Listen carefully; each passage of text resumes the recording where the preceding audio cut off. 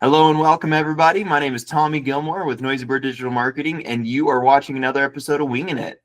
Here at the Wingin It Podcast, we like to say that as business owners, a lot of times it just feels like we're winging it. And so I'm excited today. We're chatting with Tyler DiMona from American Contractor Group. Today we're going to chat a lot about, I think, a few different things, but I'm super excited to hear about his experience starting a construction business out in Tennessee.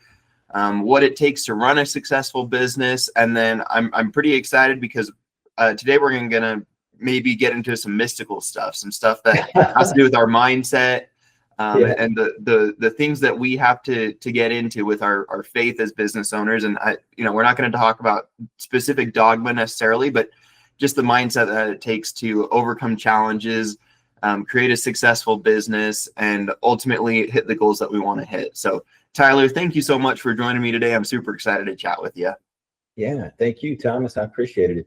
It's cool to be on a show. And the truth be told, I've never done this, so I'm pretty excited about it. Well, it's tough to mess it up, so I'm sure you'll do great. I'm excited to chat. Tyler, tell people a little bit about the American Contractor Group, how you got started, what made you interested in the construction field, and why you decided to go the route you did. Well, American Contractor Group is it's a small business. We've got 8 employees. We work within the commercial and residential renovation space. We're growing into a general contractor, a fully licensed general contractor, but I still have to pass that big, elaborate barrier to entry, which I'm working on. I study every day. So once we get down, I think we'll tier up and we'll get into fancier, bigger, more beautiful things. But we started the company began in 2023 with me literally putting people's furniture together, like on thumbtack. So like as low as you could start.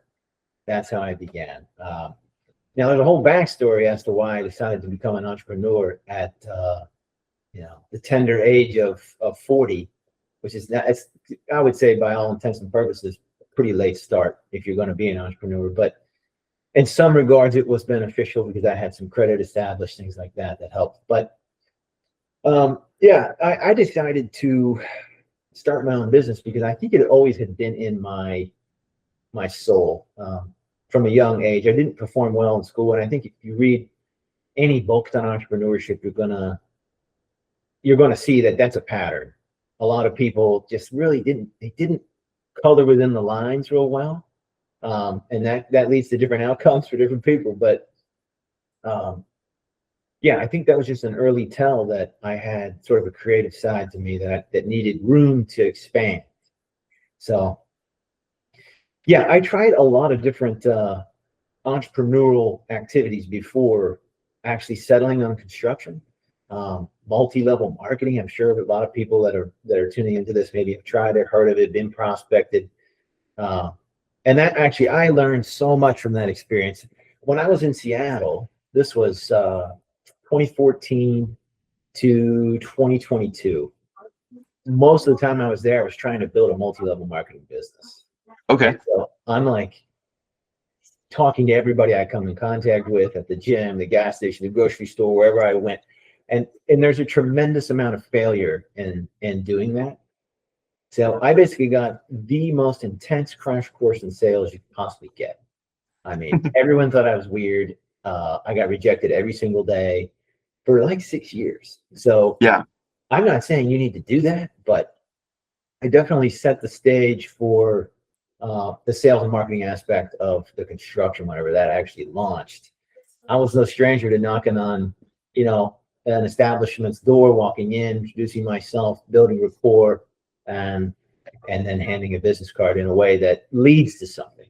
So, so anyways, I don't know if I'm racing ahead, but I was working construction sort of just to pay the bills in Seattle while I worked on this big, grand aspiration, multi-level marketing business. I had huge dreams for that. And so I worked construction, and I kind of just got the basics of residential remodeling under my belt.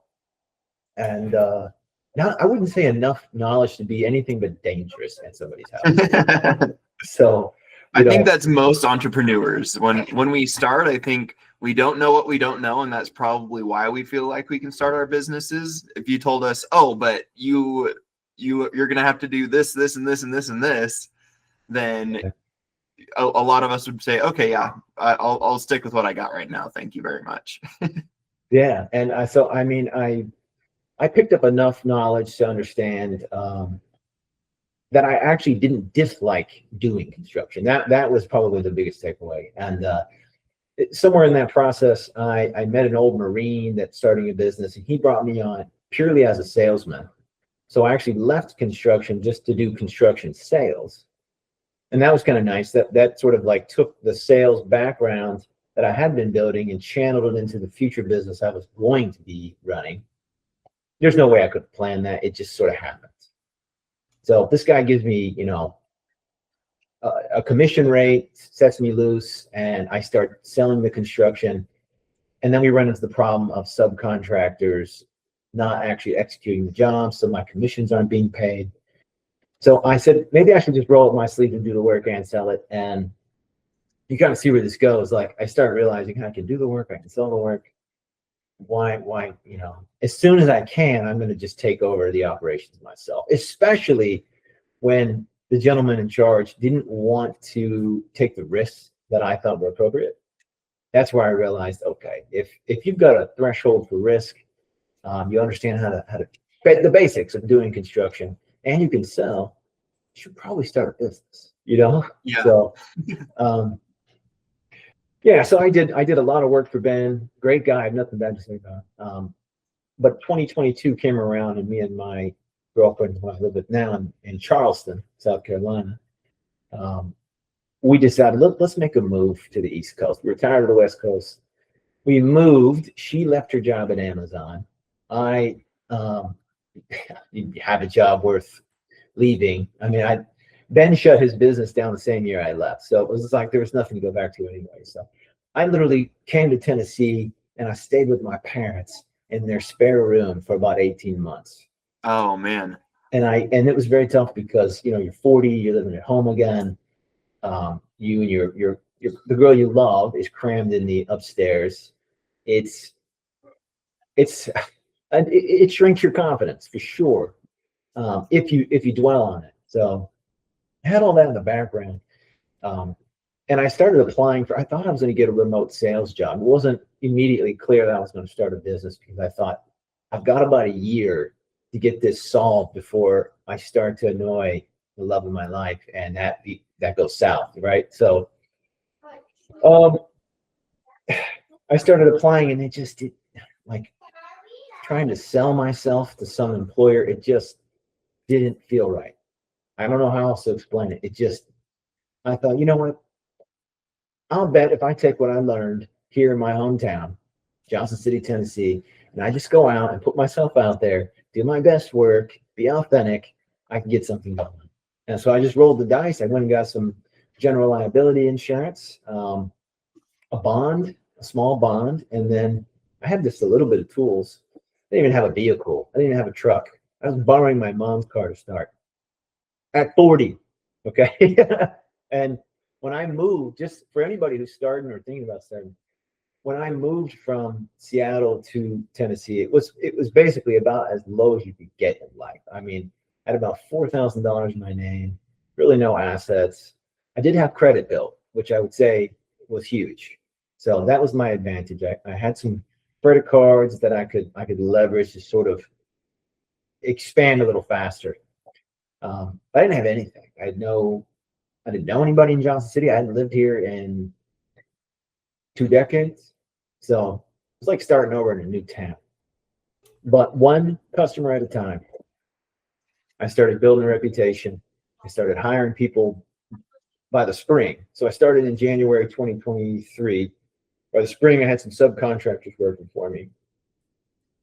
And I established a couple of commercial customers, which were really big because they have repeat needs every year.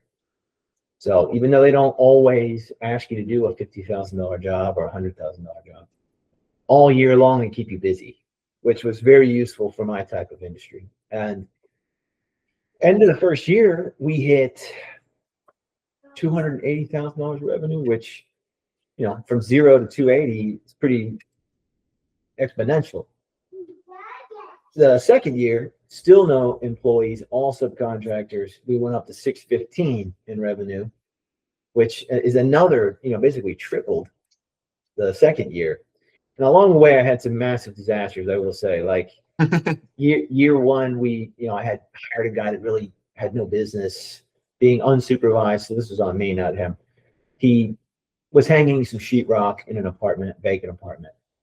In the process, he sheared a fire suppression pipe, and it flooded 2 apartments. It was like $100,000 insurance. Oh no! I know, it was my best customer too, and they were like, there were some things that happened there, like that. I think a lot of people would have just said, I can't handle rebuilding all this stuff. I don't have what it takes. I'm not going to get paid till the insurance is processed on this.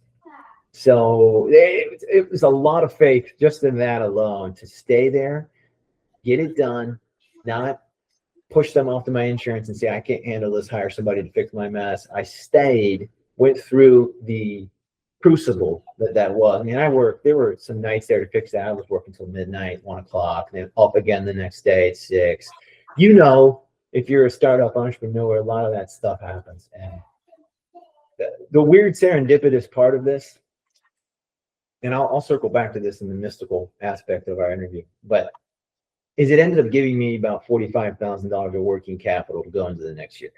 Yeah. So that insurance payout, because I had no deductible on my GL, it paid me $45,000, and so I ended up going into the next year with like $50,000 in the bank, which could never have been expected when I started the year at $4,000. Yeah. So that was just like a miracle. So went through that. Like I said, we hit 615-ish in the second year.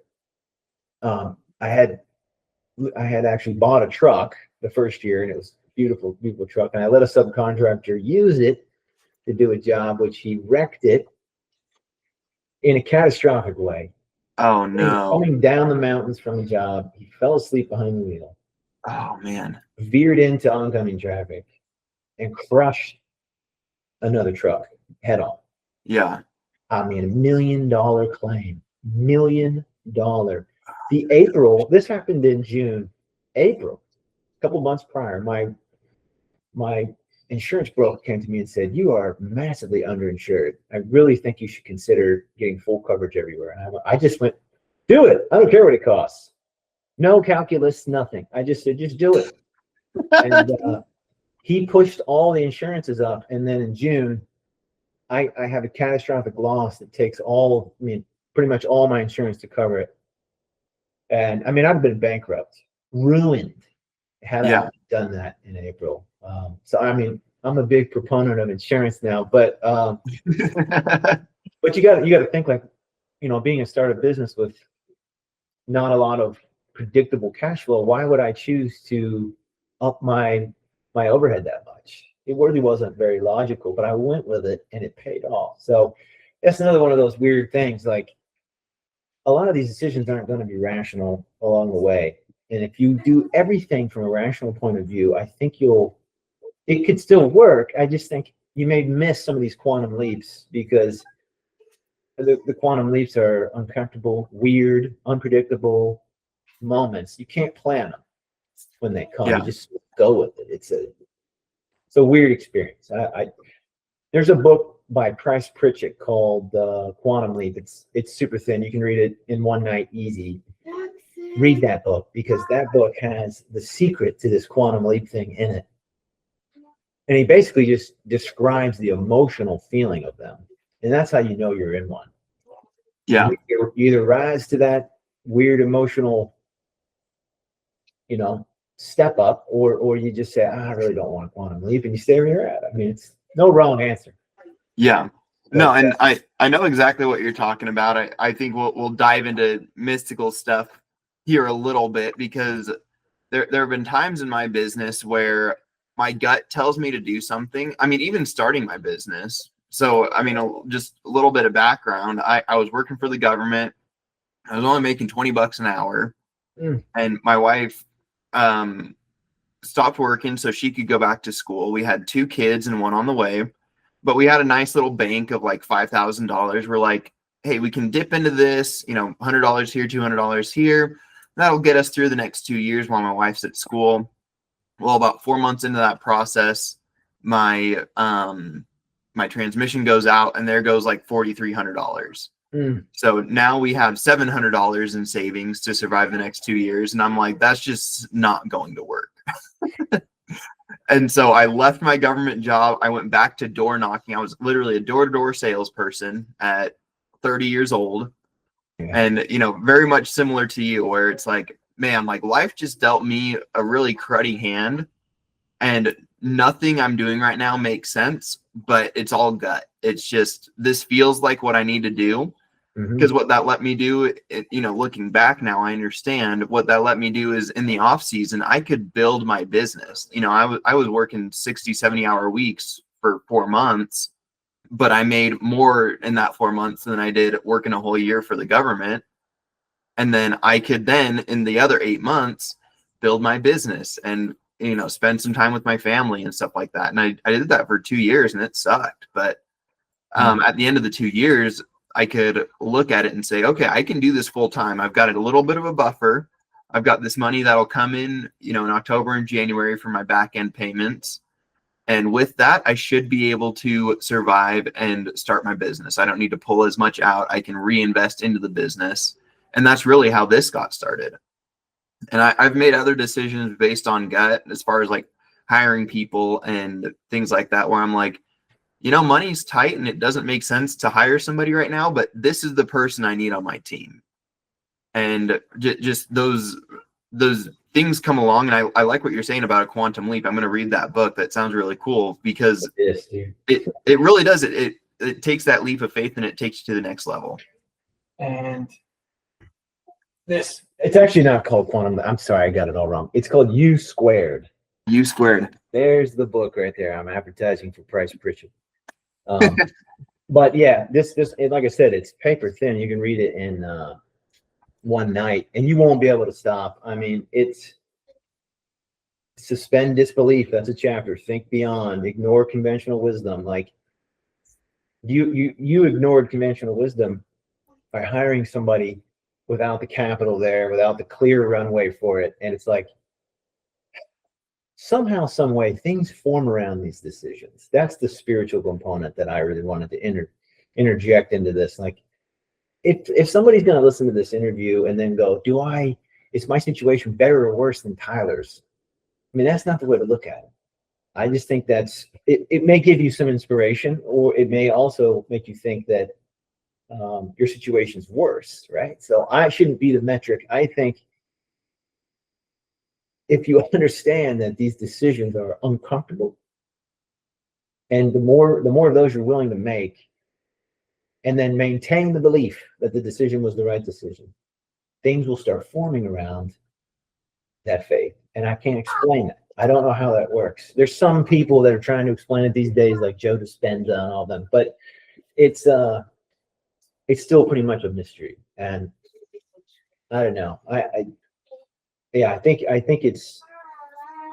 it takes a certain type of person to do this, to live this way, because it never really stops. You could probably comment on that. I mean, you sort of have to be willing to always stay in some kind of forward motion. Yeah. And if you're not, I mean, you probably should get a job, because jobs will never put you under that kind of stress. And I shouldn't be. Look, my girlfriend would come in here and say, listen, please don't judge every job by whatever crappy jobs you had, before you became an entrepreneur. But yeah, there are some jobs that are high stress and they're really high paid to deal with that stress. So I don't want to throw shade at every single job, but for the most part, people go after jobs because they're predictable. But with that prediction comes limited gains. Yeah, no, it definitely is true. It's one of those things that, when you own a business, it is like this leap of faith. And like, I like what you're saying, that maybe somebody's watching and they're like, man, like my situation is worse than these guys when it started and things like that. So let's talk then about like what it takes mentally to get through those hard times. I mean, it sounds like 2024, for all intents and purposes, was like a crucible for you. I mean, you use the word crucible.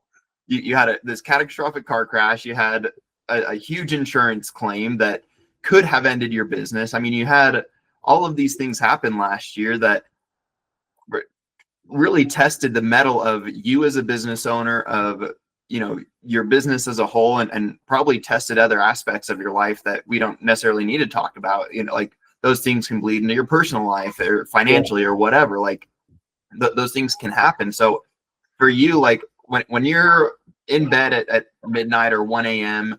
and then you're up again at 6 and you're fixing somebody else's issue, like what does it take when you wake up? What do you have to tell yourself, or what are you just in grind mode, or are you like looking at yourself in the mirror saying like, I'm a badass, I need to do that? Like, what are you doing to help yourself get through that? Because like that's trying, that's testing. What do you do to dig into yourself to find that thing and take yourself to the next level through that experience?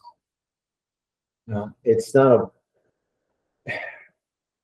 each year it was sort of different. I mean, 2023 was so much grind. I barely could have any time to think. But I know that really, if you're looking at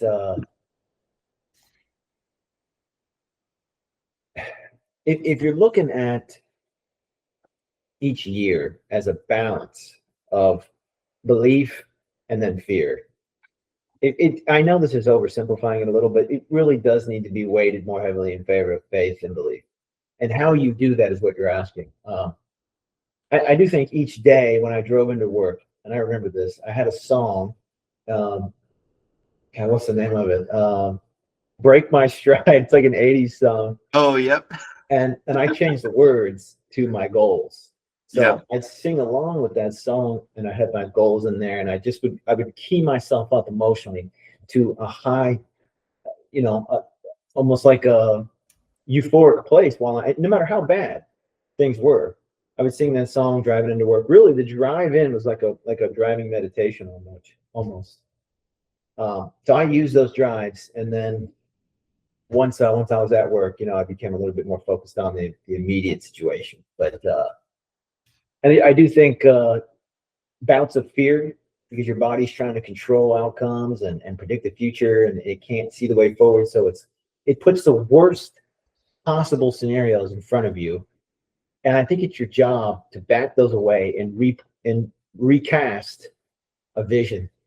And I mean, maybe other entrepreneurs will say they didn't have, negative ideations, but I got them all the time in the first 2 years. Now we're at year 3. We crossed 1 million, and I get them still a little bit, but I've gotten really good at understanding what it is, canceling it out, and casting a new, more positive vision. I think you got to get detailed with that vision too, as much as possible. So that's really the answer: is understand that it's natural to have super negative ideations about how this is going to crash and burn and you're going to be a loser. That's totally normal. Just shut it down as fast as you can. I mean, it's going to happen. So after it happens, don't feel bad about it. Just replace it. Have some way each day that you cast a positive vision for how this is going to go. Yeah, no, and that vision, I like, in my experience anyway, and I'm maybe you can speak to this too. For me, I very much do the same thing. Like right now, the last couple months have kind of been a slump. It's very normal for marketing. We go through seasonal things. And right now we slumped in sales. Things are spinning up, hopefully for a big January, February, March, like big Q1 for us. But right now it's like, okay, like we just have to be really, really mindful of where every dollar goes. Yeah. But for me, what I imagine is I imagine what it's going to be like when we're a $5 or $10 million company, right? And like I wake up, I envision like, what does the office look like? Right now I work from home. I've got my background blurred. You guys might have heard my kids a little bit in the background getting ready for school. Like that's the life I live right now, and it's a comfortable life, and I'm grateful for it. But I imagine what it's like when I have an office or like there's people that I work with. I do that thing and I imagine, what does that feel like? What does that look like? What does the office look like? What does it smell like? Like all that stuff. And it sounds really corny, but what it does is it takes your place to where like you start to attract those things, right? Yeah. And so I'm a big believer in envisioning those things, like taking your mind to that place and allowing yourself to, hey, things suck right now, or things are hard right now, but this is where I'm going. Like, this is the vision I have. And the things in my way right now, they're just obstacles. I just step over them and I get to the next level when I do. Yeah. No, I think that's, it really is that simple. The reason I think people don't do this, if it's that simple, why doesn't everyone do it, right? And I think it's because you have to do it every day and you have to make it a lifestyle. If you're not willing to switch over to what you just described, you're probably it'll be a short-lived enterprise. And I've seen a number of buddies of mine start businesses, and after a year, they just don't. They were excited about something novel and new, but they really didn't want to make the emotional shifts.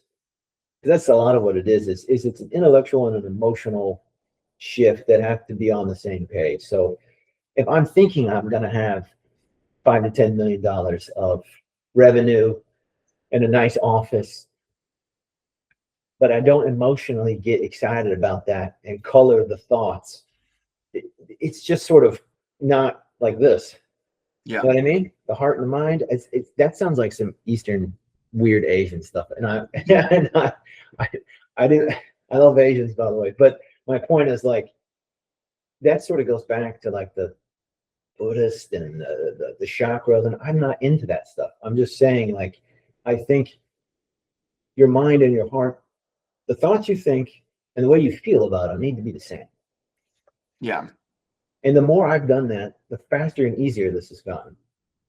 And I think it takes 2 years on average, 3 years, 4, whatever, somewhere in the first 5 years. If you're going to succeed, you figure that out. And once you do, you start realizing, it's really more about that than it is having data and researching every decision and all of that. And I will say, like, I overlaid 3 years of data, and there's rhythms. I don't think it's ever going to be perfect, data going like this. There's rhythms that are just sort of maybe cooked into, they might be more scientific than we realize. Like, things go up, they must have a corresponding downside. And every single year of data, when I have a super high summer, I have an immediate, like, pitfall on the backside. And it's like, we're trying to figure out how to deal with that, because I don't think it's ever going to be removed. If you go up real high, you will have a low. It's like hot and cold. It's yin and yang almost. Yeah. So we're thinking, let's put some things we can control in those downs, so they're not so we don't have to fire people in the downs, because that's not good for morale. It's not good for anything. So, but I'm probably rambling a little, but I think the original point was, you have to control the narrative. If you let your nervous system dictate it, you're going to be negative and fearful all the time, and this won't work. It just won't. Yeah. So, well, and so to dive into kind of what you were talking about, you talked about controllables, you talked about the things that you can do, especially when things are, they're high right now, but we know it's a seasonal business. Things kind of cool off in the wintertime a little bit, or whatever that looks like. Yeah. So for you, it's a seasonal business.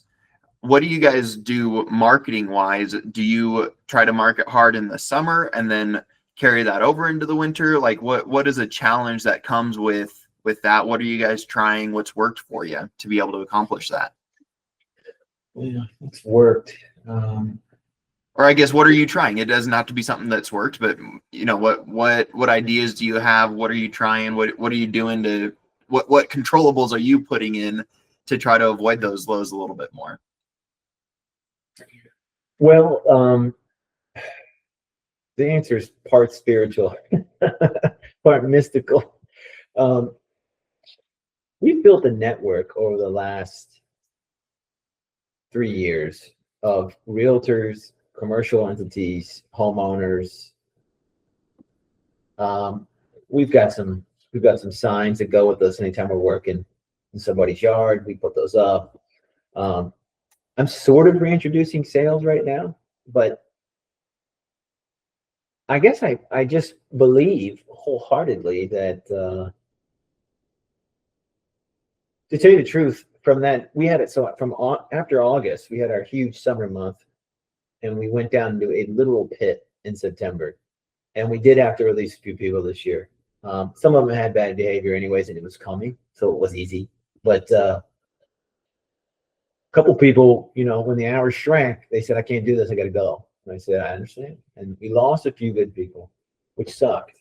But we kept going, and we rebuilt. Here's the thing. I didn't do anything. I just understood. I genuinely understood that this is a slingshot. We're down in the valley. It's not the end. We're not done. It's just that rhythm I was talking about. It has to come back up. If it's going to go this low, it has to come up. I didn't start calling everyone and offering discounts and doing all that. I didn't do any of that stuff. I just believed it will go back up. And I told all my key leaders, relax. I know it's hard to see it, but it's all there. We're slingshotting back up. And we did. So, I mean, and like I said, if you look back from when I started to now, all those rhythms are there from the very beginning to now. They just, each year, the rhythms are bigger. Yeah. So I think you get through the first couple years of the rhythms, because the first 36 months, a downside could create some lost employees, maybe a little debt. If you can weather that, year 4, now you have enough capital to start putting, either, like for me, it would be like a flip. I would do a flip in that period of time. I can control that. I'm the customer. I have full control over when we work, how much we work. I can just say, hey, if we don't have anything to do, send them to the flip house to keep them busy. So there's little strategies that you will pick up along the way in whatever industry you're in that, will help you get through those valleys in the future. Or, in my case, we'll have some backlog business, hopefully, that I can just say, hey, we're going to start your kitchen remodel in September. That's when we're free. And if we have enough social capital for people to wait, they'll wait and we'll do it. Yeah. So I think that's the people that are meant to be with you. This is corny, but they're going to stay. They're going to go through. We had a couple people who take second jobs because they wanted to keep working with us bad. That's awesome. And then as soon as the work came back, they quit their job, or they stopped door dashing or whatever it was. And I can't control any of that. All I can do is try to be the best leader I can, keep my mind sharp, keep it focused on the macro. I do feel that's another thing, if I may venture into a slightly different topic. As the boss, as the visionary leader of your company, I think it's your responsibility to stay in the macro, big picture details. I don't venture into the micro a whole lot unless shit is really not the way I want it. Yeah. But I hire people that love those details, and they do that. And I stay out of their business. Yeah. I just set the goals and make sure if we're not hitting them, what's going on there? That's it. Macro leadership, macro goals. And I romance. I mean, this is just my personal opinion. Before bed, 30 minutes before you normally go to bed, religiously dedicate yourself to laying in a position where you can't fall asleep instantly. Lay there when you're sort of drowsy and just start. That's when I want you to start projecting all the details of your new office, of how it's going to feel when you've got the revenue already done, completed, everything went well. We're $1 million business. How does that actually feel? Can you imagine having a conversation with your dad or, whoever it is, you're telling them about it? Like, project that future, live in it, and then fall asleep in that. And the more I do that, I swear to God, things just like, like magical stuff happens. I like here's a point, case in point. I had we're like you said, construction's pretty slow in the winter. And we're struggling to put the next couple of weeks together right now to keep everyone busy. It's just a reality. So I don't let it bother me. I just go, you know what? Right now, there's a job or something special racing towards me through time, and it's coming.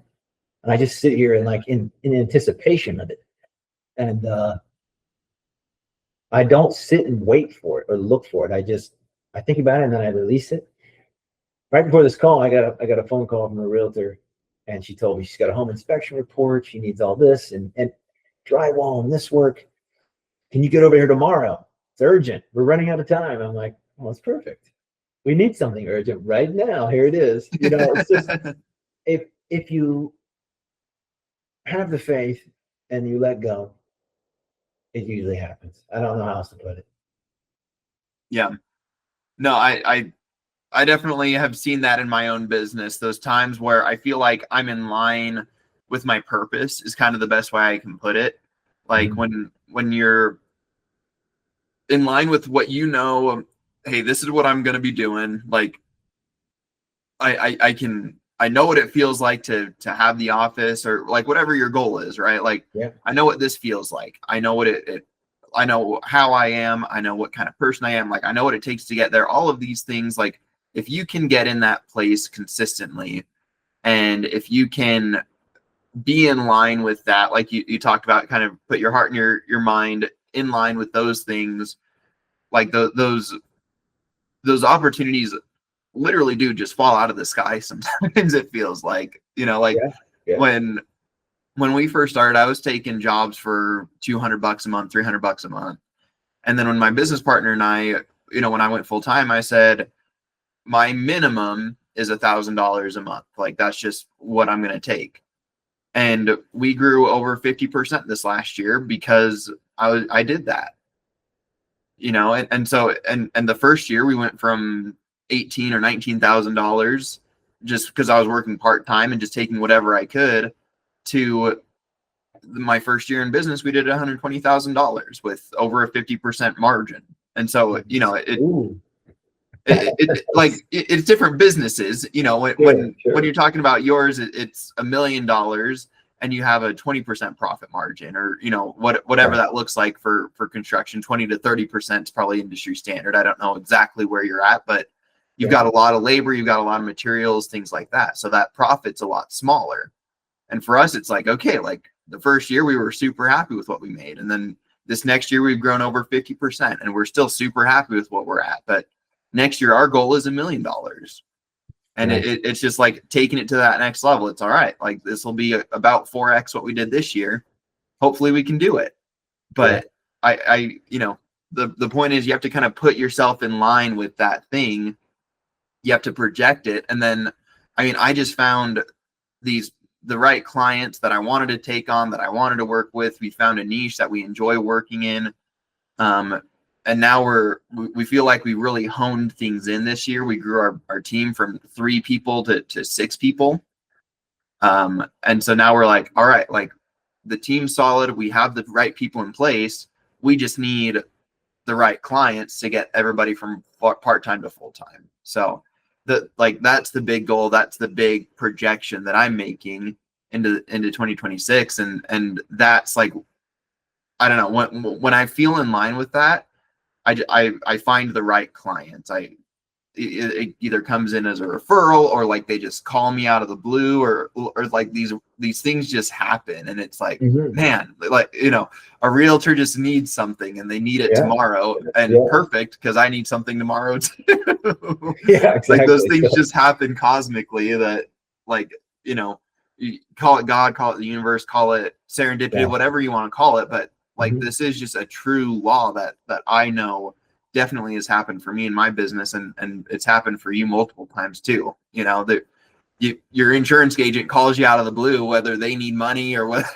I don't know what happened 2 months before your accident, but it happened for a reason.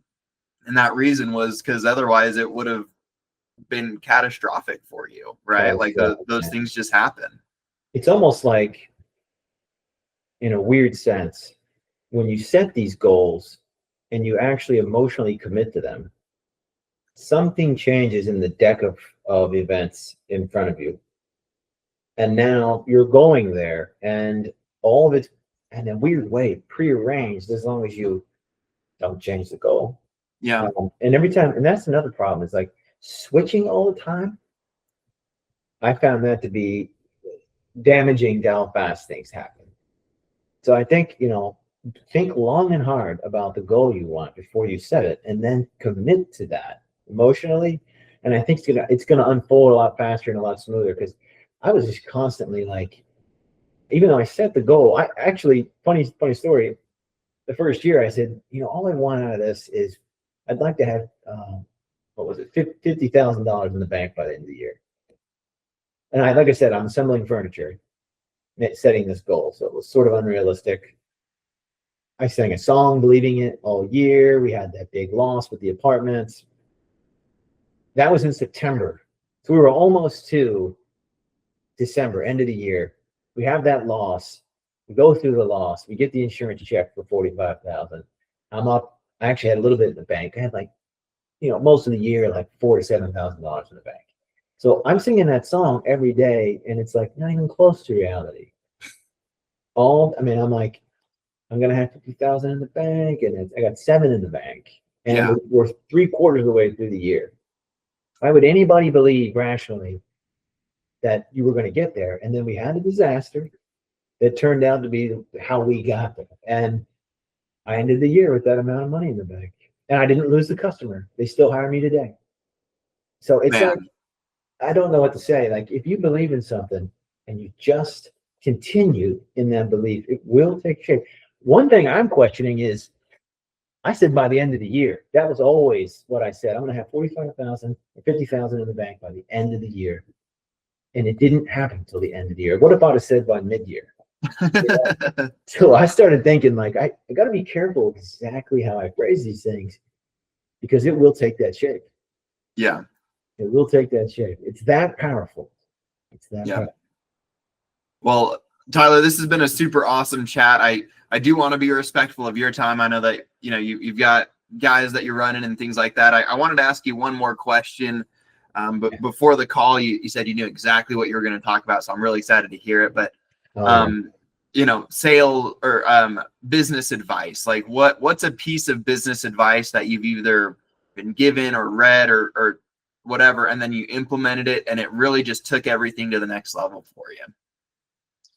Well, I have, I've had a lot of good advice. I've had some great mentors along this path. So that's all part of this. But the one thing that changed everything for me, I was working on a deck for another company in Seattle, and I used to listen to Rich Dad Radio with Robert Kiyosaki. It's a great radio show. And they had a guest, Max Kaiser, on there. And I was, up here working, just sort of like, happy but not happy, and searching for, what's the next move for me? And that's why I was listening to Rich Dad Radio, was to get tips from people that already made it. And he asked the guest the same question you just asked me. He said, well, what's your biggest piece of financial advice to our listeners? And the guy said something total opposite of what I thought he was going to say. He said, fall in love. And I was like, huh. And I don't know why I listened to him, but shortly after I met Jennifer, and it stabilized my emotions. It stabilized my life in a way that allowed me to really build going forward. And I think you should, love is probably one of the most powerful forces in the world too. And if you're going to emotionalize a dream, you sort of have to fall in love with it and all that. So getting that set up in your life, I just feel like it adds a stability to this journey that you're going to need. So I would fall in love right away. I love it. Yeah, I definitely agree. I mean, I'm not naturally an entrepreneurial person. I always joke I was kind of dragged into the entrepreneurial, I can't even say that word, entrepreneurial dream, like kicking and screaming a little bit. Yeah. Like life just kicked me down enough that I'm like, this is the only option I have. Like I was waiting on my dream job for 5 years. That didn't pan out. And so I left working for the government to go sell pest control door to door. And I mean, it wasn't good, but I would not have done any of that if not for the fact that I had a wife. She loves me. She supports me. She looks at me like I'm crazy when I do some of this stuff, but she supports me anyway. And I've got these kids that look to me to be a good dad, and I love them and I want them to have the best life that I can provide for them. And I want to be the kind of man that they can look up to. And so, I mean, that's all for love, you know what I mean? Mm-hmm. And so yeah. I think that is great advice. I mean, have people in your life that you love, that love you, whether that it can be romantic love, like what you found, or it can be just people that need you in your life. It could be your employees. Like if you fall in love with your employees to a certain extent, right? Don't be weird, but fall in love with your employees a little bit, enough to say, like, they depend on me and my business, and I love them. I want to see them win. I want to see them succeed. So I like that drives your purpose so much when you wake up in the morning. Totally agree. And I think that's what you're connecting the love to is responsibility. And yeah, how much responsibility can you take in life? Because that is where I think that's the most enriching thing is understanding why you're here. And it's not going to be necessarily to be the president or something like that. It may just be to create jobs and to give your future wife the best possible, richest relationships you could have, or in your case, your kids and your wife. It's all about responsibility. And I think if you fall in love, you now have a responsibility to gain the respect of the woman or the man or whatever the situation is. And it just, I have to say, as a man in particular, if you haven't solved the love equation, it's going to be very hard to set off on a journey because that's unanswered. And you're going to be sort of distracted by it along the way. And I think you got to answer that, then go on your quest. Yeah, I love it. Sorry, you took my mind to somewhere and we'll close on this. So, when I started my business, I didn't know anything about marketing. I knew how to sell stuff because I did door-to-door sales. I worked for the government. I sold people on stopping bad behavior and starting new behavior. I was a probation officer. So I felt like I understood sales. I understood how to persuade people and talk to them. I didn't know a thing about marketing. I just loved making videos. And so that's how my business got started. And I brought in my business partner. He has a traditional marketing background, and he's my best friend growing up. We've been friends for almost 20 years now. And his dad is almost 70 years old and still working. Just the way that life worked out for him. And, I love his family. His mom and my mom go out to lunch a couple times a month and stuff like that. Like we've been friends forever. Yeah. And so one of the things that drives me in my business is this love that I have for my business partner, and that I don't want to see him in the same position that his dad's in. I don't want him to be 70 years old almost and still having to work. Like if he wants to work, great for him, but I want him to be able to retire at 50 if we can get there. And so like that's just one of those things that it motivates me. It drives me when the times are hard. Part of my vision is like he and I and we're 50 years old and we can be like, hey, we can just go retire somewhere. You know what I mean? Like that's just part of that vision that I have. And so there's so much to say about love and that responsibility piece, but that's sort of where my mind went. Just the power that comes with letting yourself love the people around you, taking care of them, and just being a provider, whether like through business or whatever. That I think there is a powerful piece to that for anybody. It's massive. And do you mind if I say one more thing? Please, absolutely, yeah. It's a pretty short video, but it inspired me, and it continues to inspire me. It's actually Steve Jobs gave a keynote address boy, I want to say if you YouTube and you prompt Steve Jobs Stanford University keynote address, they're all graduating at Stanford. He gives the speech, and I want to say it was in like the early 2000s. That talk is about as perfect, I think, of a guideline for how to be an entrepreneur as you could get. I mean, it's broad enough to where every single field can relate to it. Because, obviously Steve Jobs and me are very different, in terms of what businesses we're in. But it's the that mystical kind of way that this works. He lays it out so clearly. I think it's worth listening to. Yeah.